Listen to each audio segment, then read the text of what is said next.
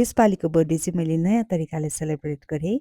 यसो विचार गरेको केक नकाटेको पनि 2-3 वर्ष भन्नै भइसकेछ अनि स्कुलमै केक लगेर काटिदिने भनेर सोचेँ। स्कुलमा चाहिँ किन भनेदेखि चाहिँ मेरो क्लासको नानीहरूलाई चाहिँ मेरो बर्थडे आउँदैछ भनेर चाहिँ उनीहरूलाई चाहिँ पहिल्यैदेखि थाहा थियो। प्लस मेरो बर्थडेको अघिल्लो दिन पनि म्याम भोलि त तपाईँको बर्थडे हो भनेर उनीहरू एकदम एक्साइटेड भइरहेको थियो नि त। अनि यो केक काट्नु, बर्थडे भन्ने कुराहरू त नानीहरूलाई नै एकदम इन्जोय गर्छ उनीहरूले यस्तो मोमेन्ट्सहरू भनेर चाहिँ मैले स्कुलमै लगेर केक काटिदिएँ। सानो केक काटेर सानो सेलिब्रेसन गरेँ। उमेर त अब बढ्दै जान्छ त्यो त कुरा नगरौँ। अनि यसरी सानो सानो मोमेन्ट्सहरू चाहिँ इन्जोय गर्दै गर्नुपर्छ। अनि यो यति दामी केक चाहिँ मैले गाउँमा नै हाम्रो यहाँ माथि नाना मन्जिता तामाङ नानाले चाहिँ बनाउनु हुँदो रहेछ। अनि त्यहीँनिर अर्डर दिएको थियो। उसले चाहिँ एकदमै मजाले डिजाइन गरेर बनाइदिनु भएको थियो। मलाई पनि एकदमै मन पर्यो। प्लस त्यो डिजाइन मात्रै नभएर टेस्ट पनि एकदमै मिठो थियो।